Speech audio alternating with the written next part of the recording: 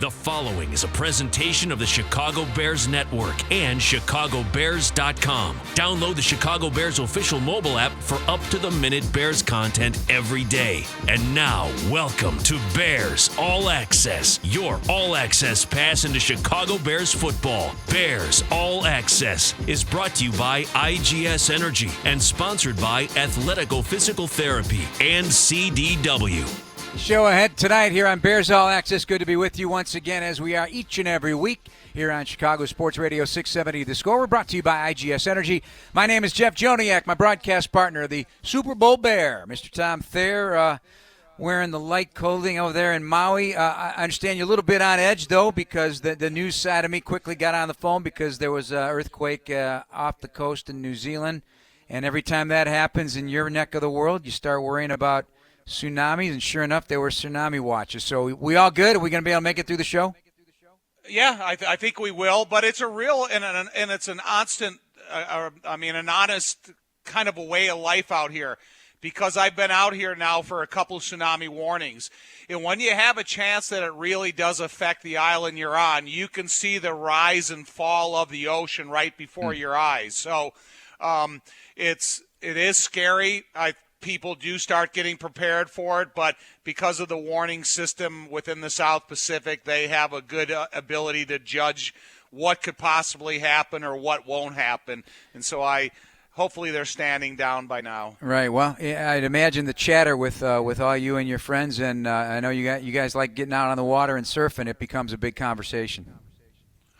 It does, but I don't know. It's just something that's nice, like we have in the Midwest, the warning system of the storms that are coming through, and preparation is the key to it. So, again, I think everything's going to be safe out here, but it is a reality. All right, big time. Coming up on our show, we've got our old friend Israel Adonijah joining the program coming up at 6:08.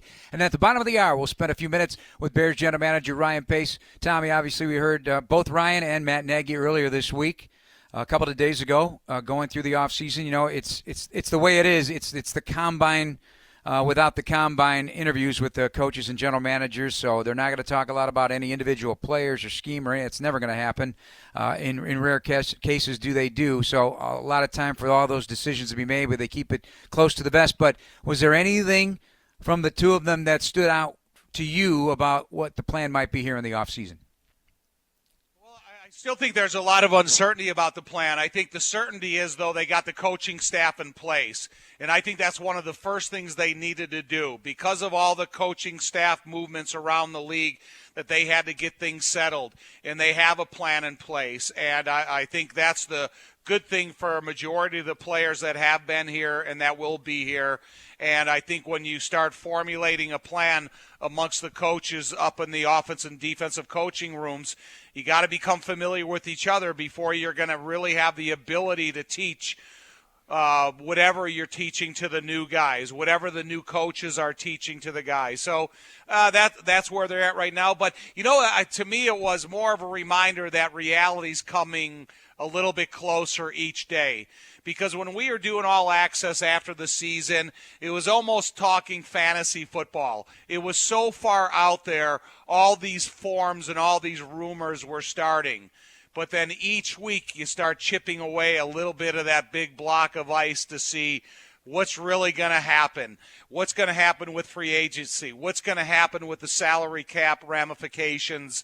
What's going to happen with some veterans that have experience and you would like to investigate their talent, where they're going to want to go? Because nowadays, which I appreciate by the players, is they do have an opinion of where they want to go, what type of system they want to be a part of, what type of scheme they want to be, to be exposed to. So there's a lot of things that the information comes week in and day in and day out, and the season clicks a little closer week in and week out. Well, that's why fans love it. It's definitely it's not fantasy football, but you start to wonder a little bit about what you'd like to see on your own team. You mentioned the coaches. This was Matt Nagy.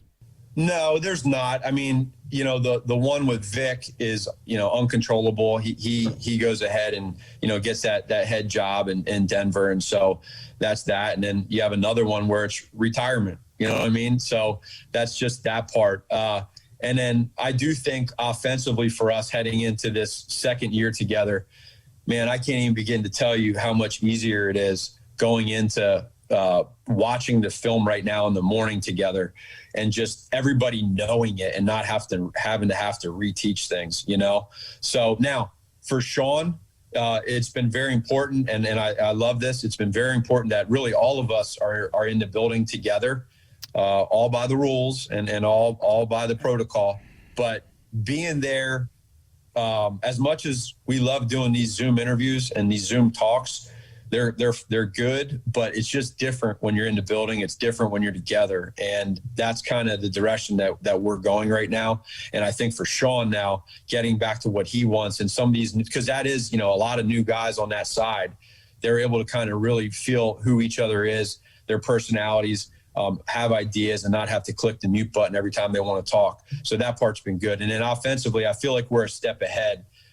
Just because we have Bill Lazor and now Flip has had the quarterbacks and our other coaches, they're heading into their fourth year. So I really feel good with where we're at. Now we got to put it all together, and we just got to see where the offseason goes. And they have scheme evaluations going on right now. That's part of the big part of the offseason as they get that going. And then the other side of it is player personnel. Hey, Tom, we're going to go to Israel Adonijah a bit early here, so we'll bring in our old friend, the former Bears defensive lineman, and such a major part of the city of Chicago, what he's working on philanthropically, professionally, you name it. He's got it going on. Izzy, how you doing, my brother? Jeff, what's up, buddy? Good to talk to you. Thanks for joining us tonight. You're with Tom and I here on Bears All Access, brought to you by IGS Energy. You know, first thing I want to talk about is, because I've had a chance the last couple of days to visit with a couple of your old teammates, Rashid Davis and Jason McKee. And every now and then, when you get into conversations about that 06 team, and you really start to think about the quality of players on that team, up and down that roster, that was one heck of a team. They were almost all those guys could play. It is not just guys just hanging out at the bottom of the roster. Do you ever sit back and think about just how good that team really was?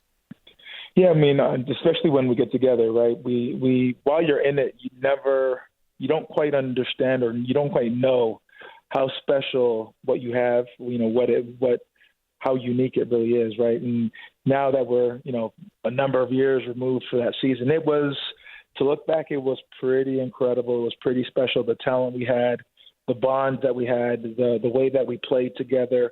It was unique, right? And I actually didn't even realize that till when I left Chicago. I went to Detroit for 1 year and actually went to New York. It's just different, right? It's just what we had was on a whole nother level, and it's hard to replicate. Every club, every coaching, you know, group of coaches, every team, you know, managers, everybody's trying to find a way to bring that culture, that chemistry, that energy to the club, and we were fortunate to have it. Well, and you know what? You could have been a Buffalo Bill that year and missed the whole boat, because they did sign you to an offer sheet and the Bears matched it. Do you remember that whole process? And was it a real thing that maybe you would have, you know, gone to Buffalo? Absolutely. I flew down to Buffalo. I had spent way more time there than I anticipated.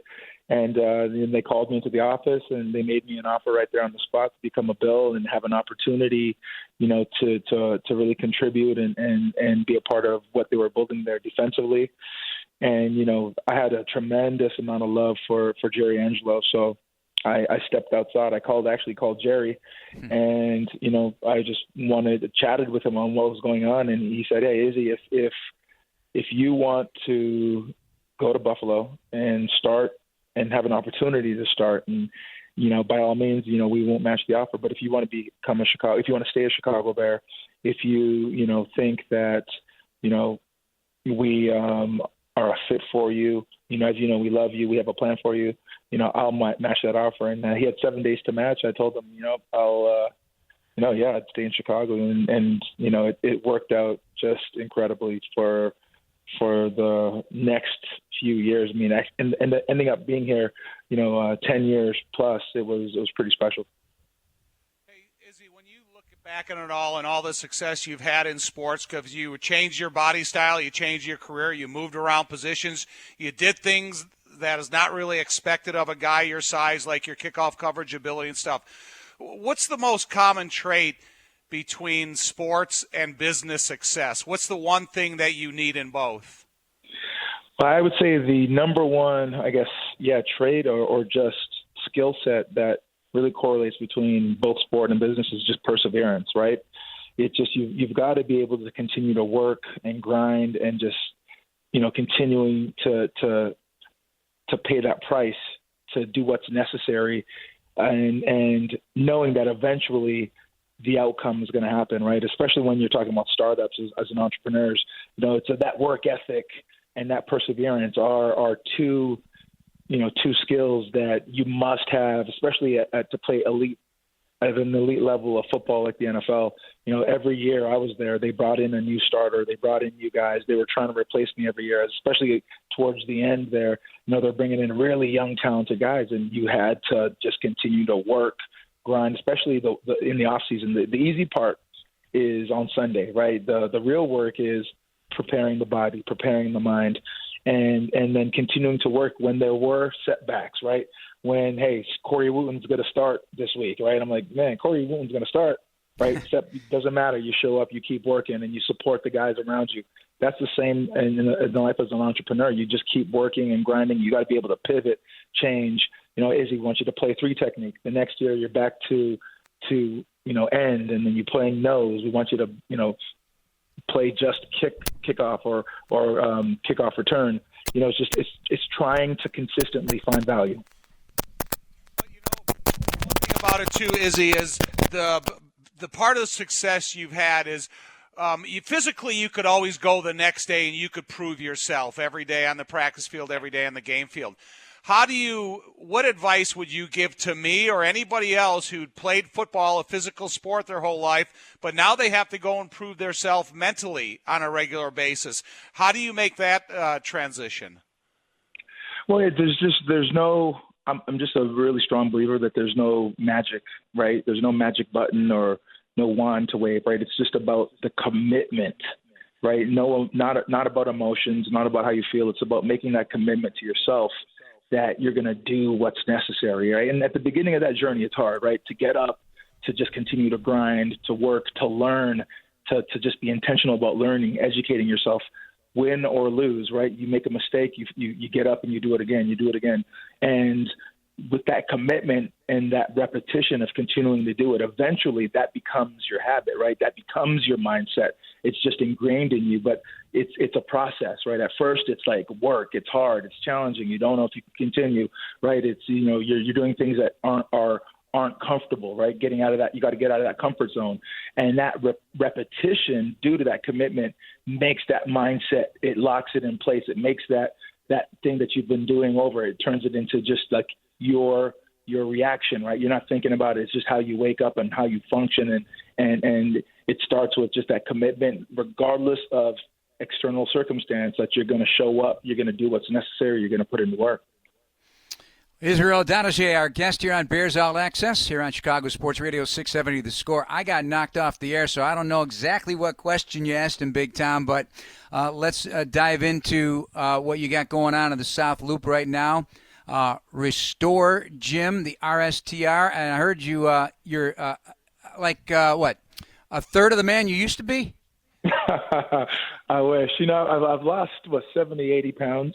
We opened up a boutique fitness studio here in the South Loop, and ultimately just to help people transform their bodies, right? And as you know, transforming the body, it really starts with the transformation of the mind, how you think, how you prepare, how you work. So, hey, can I interrupt you? Why'd you say as I know? What do I know about transforming a body? I've been the same short, stubby guy for as long as I've been alive. Oh, come on. Listen, the last time I saw you, you were looking lean and mean. You were looking good now. I interrupted you, so keep going. I'm sorry. No. So to be able to lead others in that journey, you got to be right yourself. So I just, at the beginning of the pandemic, I made just commitment to continue, or just to start to sharpen my weapon and get my body back in fighting shape, so I could just be a better leader in the process of leading our members to achieve their vision for what they wanted to look like physically. And these are half-hour workouts. 30-minute workouts, yeah, and that's when we began. When we first opened, I just really felt like the future of fitness was was going to be these 30-minute workouts, and that you could transform your body with just a commitment to 30-minute workouts, 4 days, 5 days a week, really specified on building muscle on the body, legs, back, chest, arms, right? And then with some nutrition added to that, you can really move the needle and start to see your body change. Israel, we spent our whole life trying to be stronger the next day than we were the day before. When you talk about the stages of the bodies that we go through after our career is over, is this a low impact type of workout, or is it a workout that you are going to raise your heart rate to the extreme and push yourself to the type of exhaustion that you faced on the football field, whether a hot training camp practice or even a conditioning session? Yeah, it is low impact but high intensity, right? So you are going to get your heart rate up. We have an assault bike, and everybody, you're going to ride the assault bike. You're going to drive for 30 seconds, 60 seconds, and then go straight into mountain climbers or other movements. So your heart rate we're going to drive it hard. You're going to have short work windows. But the beauty of it is, we want to meet you where you are, right? So you push hard as you can. And, if you need to slow down, right? Whenever you're ready to get back into it, get back into it. But what you find is just gradually continue to push your limit. You go a little bit longer the next week. You go a little bit longer the next week. And before you know it, you can ride the full 60 seconds. You can do the full workout. But we wanted to build something that was low impact. I had a serious right knee injury throughout my career. And, I didn't want to do a workout that every time I finished a class, my right knee was just torn up and, inflamed and swollen. So, that was like the base of where we started. We have a member that's 74 years old, right? She does the same workout everybody else does, but at her level. And we wanted to make sure it was something that could meet everybody where they were at, whether elite athlete or someone just getting started. Israel Adonijah, when you get to meet a lot of your people, you're always so well dressed. You present yourself in a suit. So I'm just saying the way you look, your appearance. And then sometimes, are people more interested in the Israel Adonijah of old, the professional athlete Israel Adonijah, or Israel Adonijah, the businessman, and the impact you're having, all over the business world right now? Well, I mean, it all depends, on kind of where we are or where I am or the circle. I will say it's even all these years of being removed from the game. I retired officially 2014 or 2015 officially. And just the love that I'm fortunate to still get in the city and when I travel, it's pretty special. And I'm just thankful to have been a part of the club for so many years, 10 seasons in Chicago. And so anytime I get, love from that chapter of my life, it's just special. I really just appreciate it. I'm thankful to our fans because if not for them, we don't have the fortune to do what we do day in and day out. And then for the work we do in the community, whether it's, with the schools or with, the officers or any of the initiatives that we run, the support that I get there as well is incredible. But I always have to press the point that when it comes to impact work and the work we're doing in Chicago, I'm a very small part of that team. I'm fortunate to be just again on a team where everybody's bringing their best to solve some major issues in our city. And, I'm fortunate that I had this platform called the NFL and, this platform of being a Chicago Bear, and that I can bring that to the table and hopefully create some value so we can drive awareness to these initiatives that we're trying to basically end or solve for the city of Chicago. All right, we're going to let you go, but before we do, I understand you now are a franchise co-owner as well. Congratulations as one of the owners of the Chicago Red Stars. Red Stars. Yeah, touch on that quickly, and how exciting is that? No, it's really special. As you know, Chicago is a sports city, from the top to bottom, and, while I played, actually, I didn't know much about the Red Stars, right? And to have this incredible group of athletes right here in our city that are just legendary in this league that we're in, the NWSO, and now to be able to be a part of an ownership group that's working to take this team and really the league to the next level it's pretty special, right? We have some great players. We have some incredible talent. And the awareness of our club and what we've done, the history of the club and what we're about to do, that's what I'm really excited about sharing with the Chicago fans, with the community, and just getting people out when we can. Obviously, when the world gets back to some normalcy, get more people out to those games. All right, Israel, appreciate you coming on. Everything you touch turns to gold. So, and get Double A in that gym of yours, will you?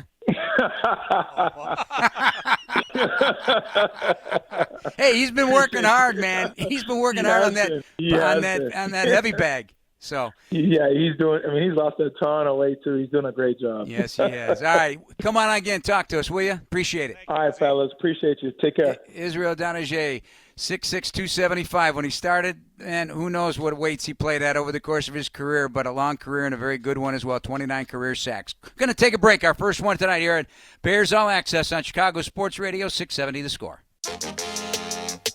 Hey everybody, Jeff and Tom back with you on Bears All Access, brought to you by IGS Energy. Choose clean energy for your home at IGS.com because every good choice adds up to a better world. We just finished talking to Israel Donajay coming up at the bottom of the hour. Bears general manager Ryan Pace for about 10 minutes to join us as well.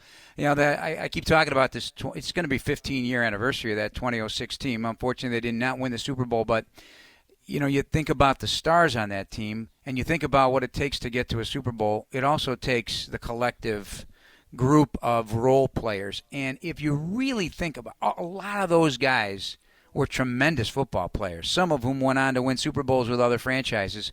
And the guys that come to mind are like Brendan Ayanbadejo and Corey Graham, Adrian Peterson, probably an underrated aspect. You think about, I was just talking with Olin Kreutz the other day about Alfonso Boone. I mean, all these guys that were considered, nice players, but in the collective view afterwards, 15 years later, look, boy, almost every player on that defense was a name player. Offensively, that offensive line, name players. When I see some of those guys, because we go out where we watch them every single day. We watch them from the beginning of training camp to the end of the season.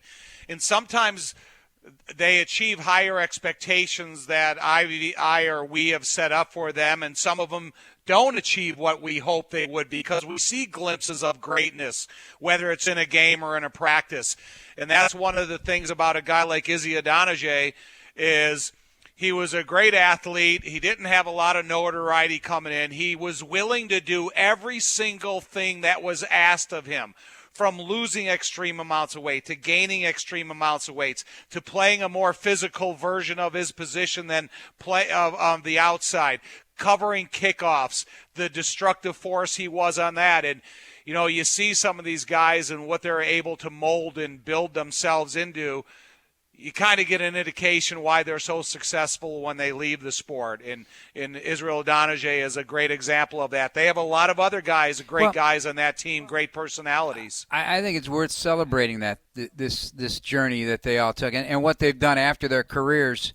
You talk about Israel, but you can also talk about a number of players. They stayed in the Chicago area. They like being here, like being a part still of the Bears organization. You got, Jason and Rashid coaching over at Carmel High School out in Mundelein, now giving back a little bit to these kids about what it takes to be a professional and how go about the process of being a good football player and a good student, and on and on and on. We could go on and on and on, but there's a lot of great stories yet to be told. Because I every day, and Dan Pompei's been writing stories about some of your old teammates and things I've never heard of before, which obviously you've heard all of them because you lived it, but there's always something that you never knew before, and that's what I love about learning about this stuff.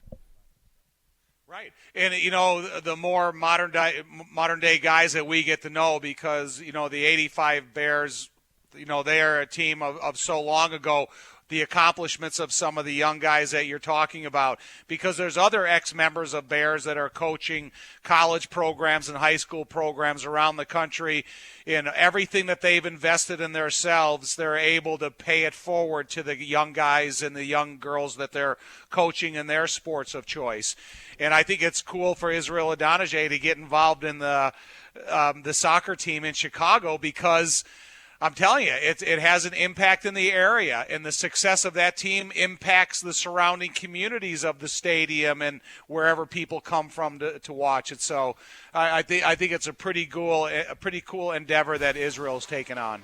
All right, we're going to take a break. By the way, Jimmy Graham tweeting today that he wanted to get ahead of it a little bit, but he's okay. He was in an accident this morning down in Miami trying to avoid a disabled vehicle in the center lane. His car rolled over, but walked away unscathed. He said, in one word, simple, Tom, blessings. And, yes, he is fortunate and lucky. So, yeah, no doubt about it. I'm happy for him. Yes. All right, coming up, Ryan Pace, Bears general manager, to join us here at the bottom of the hour. This is Bears All Access on Chicago Sports Radio, 670 The Score. Welcome back to Bears All Access, brought to you by IGS Energy with Tom Thayer. I'm Jeff Joniak. Good to have you alongside, along with Adam Stasinski, our producer. And time now to welcome in Bears general manager Ryan Pace, taking time out of what is a extraordinarily busy time of year. Joined the Zoom crowd earlier this week, along with Bears head coach Matt Nagy, to get us up to date on some things going on in the offseason. Ryan, thanks for joining us. Good evening. How you doing? I'm good, guys. How you guys doing? Doing okay. You know, some are better than others because Tom's in Maui, so he's enjoying the sunshine. So maybe we should rattle his cage a little bit, Ryan. You know, we're over here grinding, and he's on vacation. Get any surfing in, Tom? As much as I can, Ryan. That's the reason I'm here, is just to take advantage of the surf out here and some of the nice weather. I do feel guilty when I see the daily weather reports throughout the month of February and see what everybody, including my family, is struggling through. But I think surfing has taken an important role in my life, and it keeps it going. Yeah, one day he'll invite us out there, Ryan. For sure. Anyway, so this time of year is a challenging one for general managers and head coaches. This would ordinarily be right around the combine time or after the combine, but all the teams get in front of the media and they ask a lot of questions about things that you're not going to answer, and that's about personnel, decisions that you plan on making in free agency, trades, draft, whatever. So it's very interesting to try and piece together then what the plan might be. And so it's something you acknowledge, but is it hard to answer questions this time of year? Yeah, Jeff, it is, because you want to answer the questions and you want to be forthright, but it's hard because it's competitive, and everybody's listening to what everybody's saying right now and trying to read between the lines. So you just got to be careful with it, but I understand it, and it's part of this time of year. But, we got a lot of big decisions coming up, and we're all in the office now. It's good to be in here. This time last year, we were all kind of, getting kicked out of the office. So it's good to be in here with the coaches and just going through all our preparation. I want to take you back to the Super Bowl, actually, because with Tom Brady winning the MVP for Tampa Bay, winning a Super Bowl, but the defense easily as a unit could have won the MVP of that Super Bowl because of what they did to an outstanding offense in Kansas City. Do you look at that at all when you go about now, okay, where does this franchise have to get to in terms of style and so forth? Because it is a sum of the parts. It's not necessarily, yes, the quarterback position is ultra important. Everyone gets fixated on it. You do as well as a general manager, but is leveraging the importance of what's happening around the quarterback equally important and maybe overlooked in many respects? Because this week and the next week, everybody's going to still be talking about the quarterback, but it's what's going to happen around these other franchises and what's put around the quarterback offensively or defensively. Yeah, I think there's something to that, Jeff. And when you watch that defense, with Todd Bowles, as they got rolling, it got better and better as the year progressed, the Tampa defense. And, there's a lot of good draft picks on there. Jason Licht did a good job, and you kind of saw it all come to a head in the playoffs and in the Super Bowl. And, I think you look at our defense and a lot of the young talent with, you can go on with Blau and Eddie Goldman coming back and Roquan and Jalen Johnson, and we can go on and Eddie Jackson, but it's accumulation of that talent developing, in your own system, drafting well, and you definitely saw it for that defense. But I think we have a lot of that too. Hey, Ryan, just a little bit about the coaching staff, because you don't know what guys are coming or going, and it's hard to anticipate that. When a coach like Pettine comes on the market, do you have to react fast, or is this a process that you can linger on and think about what direction you want to go in? Yeah, I think it's a balance, Tom. I think you do got to react fast. It's almost like I look at, that phase when we hire coaches almost like free agency, and sometimes even more so because they can be multipliers. And it's like acquiring a player within your division. You know a lot about them, playing them twice a year. So we know a lot about Mike Pettin and have a ton of respect for him. And Matt has a ton of respect for him. So when he became available, we were able to act pretty quick, but I think there's a balance too, because you got to make sure, no different than the culture in your locker room. We have a culture, upstairs with our staff, and you got to make sure it's a good fit. And, Sean Desai was very involved. And I think when you get all those pieces together and everybody balances each other out and we all drop our egos and what's best for the team, we're excited to have him. So he's a really good addition. You can already feel it within the building. He's putting in a ton of reports right now in free agency. I was just reading a couple before we got on the phone, and, just his experience and his perspective on things is very valuable for us. When Jeff talked a little bit about where you guys would be if it was a normal NFL year, and you got some talent that's coming into the league that's a redshirt sophomore that's only played a couple of college games, and I don't know if this is a silly question or a real question. When you go back and you try to look at as much information about these players, would you ever have to trace the steps all the way back to their senior year in high school because maybe you don't have enough of a guy playing a position at the college level, but he's eligible for the draft? Yeah, I don't think that's silly at all, Tom. We do that. We go all the way back, and we do that in normal years. And especially a lot of times for the character too. But it's hard. I mean, if a guy opted out in the 2020 season and you're going all the way back to 2019. We talked about a guy the other day that was opted out, was injured in 19, so you're looking at 18 tape. So, it's a difficult evaluation. Our area scouts are so valuable in this process because, they're our boots on the ground. They're the ones in the school, but information is harder to obtain this year. It's an unprecedented time. So we got to lean on our scouts. We got to lean on different avenues to collect that information. And that's what we'll do. You talk about the coaching staff, bringing in a guy like Tom Herman this week. He has so much intel on these guys in college right now, and it goes all the way back to recruiting them, being in their homes recently. So there's a lot of different ways we can use different avenues to our advantage, and this is a year to maximize that. Ryan Pace, our guest, Bears General Manager, for a few more moments here on Bears All Access, brought to you by IGS Energy. Building on that, your own experience and Ryan's experience, there's reasons why there's faith in both of you because of the types of people you are, what you've learned along the way as younger hires when you got your first big jobs here. Now in your seventh year, Matt entering his fourth. Is there a way also, I'm using that word leverage, to leverage all of that experience, and how valuable is that? And where does that collective experience benefit every process that you go about in building what is going to be your 2021 team?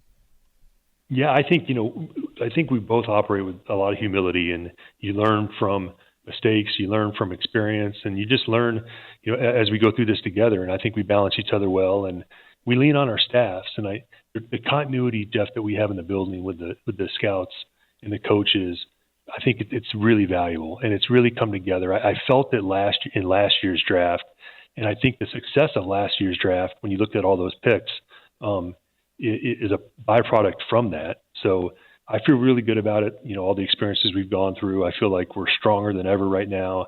And it just gives you a ton of confidence going into free agency this year. That's going to be another unprecedented event with tons of players becoming available. A lot of guys are going to get cut, but I feel like we're ready for any direction it can go because of our experiences and our time on task together. Hey, Ryan, what you were able to experience from the interior of the offensive line last year when you got Sam Mustipher, James is going to come back, Cody had his strongest year, I think, ever. You still have Alex, you got Arlington Hambright. Does that glut of talent give you a little bit of freedom on the interior of the offensive line maybe to concentrate on the outside because of the development of these guys that you really didn't know what expectations to put on them when you brought them here a couple of years, both as draft choices or free agents? Yeah, Tom, I love that question because we feel really good about the interior of our offensive line. And, both Whitehair and James Daniels were second-round picks for a reason, and they've really grown into their roles. And, I thought, when we put Cody there at left guard, I thought he really settled in and played his best year of NFL football. And getting James back is going to be huge. You know how much upside he has, and he's been working his tail off. And then you can't say enough about Sam Mustipher. We're so lucky to have him, and his leadership, his intelligence, his ability to calm everybody down. It's infectious. He's the guy sprinting 20 yards downfield, picking up the ball carrier, just leading the whole group. And it's so natural for him. And you go back and you look at his character at Notre Dame, and, he was the leader of that offensive line room at Notre Dame. And there was a lot of good players in that group, and he was the leader. And I think that's very natural for him. And he settled into that role very well. And I think it was infectious to the entire offense. Ryan, you alluded to the fact, and we'll let you go here in a moment, you alluded to the fact that the next couple of weeks and maybe even the next month could be crazy. I'm paraphrasing what you're saying. Can you kind of put into context what you think it will be like out there with teams cutting salaries, or not salaries, but cutting some of their assets because of the salary cap and whatever else? And maybe is this going to be an unprecedented glut of people out there that will create opportunities for some really smart decisions? I think so, Jeff. Talking to agents around the league, and I think that everyone's expecting that, and we're prepared for that. You have the guys that are going to be unrestricted free agents, and we have those guys graded and we're ready. But there's a lot of, you're predicting who's going to get cut and who's going to be available, and we're grading those players, and we just mix them in, on the board, and especially at the positions of need that we're focused on, and what's realistic for us, and it's just working through that. But I think there's going to be some surprise cuts too, and we grade a ton of players. Everybody's graded every year in the league, and we got multiple reports. And I think having that many reports in the system, and all hands on deck with our scouting department, our coaches, is really going to allow us to maneuver and pivot as it happens this offseason, because there's going to be a lot of that as these guys are getting released. And I think we got to be ready to react quickly, and we will be.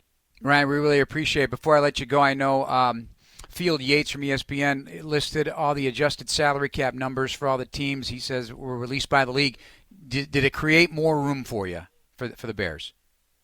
Yeah, we've kind of been operating under a couple of different scenarios, and we have a number in mind where we think it'll be, and we have a plan in place to make sure that we can do what we need to do with that number in mind. And I'm always very complimentary of Joey Lane, and there's a reason for that. We've been together for a long time, and he's really creative with how we do these things. And I have a lot of confidence going into free agency with him by my side and how we'll handle that. All right, Ryan, appreciate it so much for coming on. Hope to talk to you soon. You guys too. Thank you.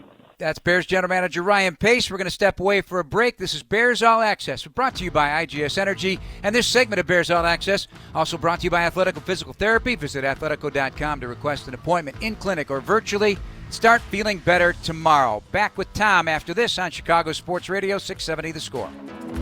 The Chicago Bears Network presents Inside the Bears, brought to you by Verizon. Anthony Adams and Lauren Screeden cover the world of Bears football on and off the field every Sunday night at 10:35 p.m. on Fox 32 Chicago, or watch anytime at chicagobears.com or on the Bears official app.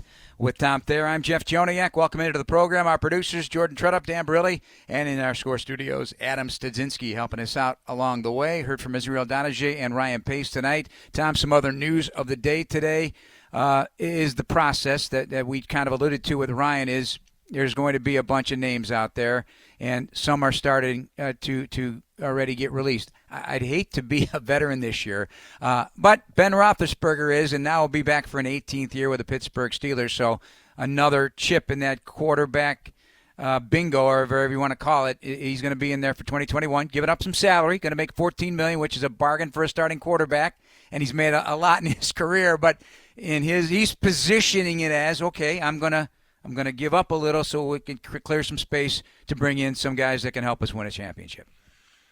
Yeah, I don't feel sorry for Ben Roethlisberger for only getting paid $14 million. He's made a lot of money, but is he worth $14 million? To me, I'm a little suspicious of Ben Roethlisberger's help. If I'm out there negotiating as part of a negotiator for a professional football team, my first intentions is finding a guy for whatever I'm going to pay him that's going to make it through 16 games. Ben Roethlisberger, the last couple years is turned into a day-to-day operation. And it's unfortunate, and I know that, he's put up on this Steelers pedestal or the pedestal of NFL quarterbacks.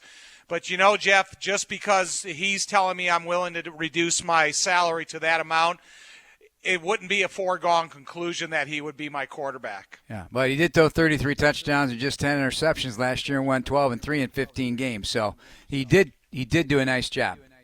Right, he did. But, he's just recovered from elbow surgery. They didn't know how much he was going to be able to play. So he has that same amount of uncertainty coming into the season as he did. And listen, hey, take a pay cut, congratulations, but I need to field a winning football team. So you mentioned to me today, and we've talked about the potential that 17 to 18 teams might be having a different quarterback. It won't ultimately be that, but there are situations and scenarios that could happen. We already know Indy will have a new quarterback. Jacksonville's going to have a new quarterback. Washington will have a new quarterback. Detroit, the Rams for sure. Everything else now is just potential, depending on who goes where and why. And you wanted me to throw that at you. What's your angle today on this whole quarterback carousel? I just think it's not going to be a great year for quarterback play. When you have that many teams in the league that are changing quarterbacks, what's the first thing every team says when they change quarterbacks is, hey, we need a process of getting this guy up to speed. Not everybody's going to be a Tom Brady, because Tom Brady was allowed to include a lot of Tom Brady into Bruce Arians and that offense. Phillip Rivers did a nice job for Indianapolis. Ultimately, they fell short of their goal. And every goal of every team is to win the Super Bowl. But when you have that much turnover, and then you have a new coach in Detroit with a new quarterback, you have a new coach in Jacksonville, you're going to have a new quarterback. How is Joe Burrow going to recover from a knee surgery after he was having such a good rookie season? And are they going to fortify the offensive line so he can be protected? Because he's not going to be able to have a long, sustaining career with the abuse that he took during the career last year. So I question the quarterback position going into this season because there is so much turnover. And that's not even counting the other pieces that are going to be missing from teams that are good with high salary guys. So I'm suspicious this year. Does that concern you even from a Bears perspective then? Yeah. Because, listen, since I've been around the NFL, since I've been paying attention to the NFL as a young kid, every time a new quarterback has come aboard, they've always have a built-in waiting game. The only guy in the history is with no waiting game so far has been Brady this year. That's Tom Thayer. I'm Jeff Joniak. On some more segment to go as we step away here. This is Bears All Access on Chicago Sports Radio 670 The Score. Hey, everybody, back with you at the top of the hour. We're going to turn it over to our old pal, Hub Arkish. He'll entertain you tonight, talking football and all things sports, maybe even a little Blackhawk talk. Blackhawks playing some good hockey big time. They take on the Tampa Bay Lightning 3 out of the next 4 nights. You got the Bulls hitting the All-Star break with wins in 6 out of 10 games. You got Cubs and Sox baseball cranking it up, but Bears football still dominates the headlines, man.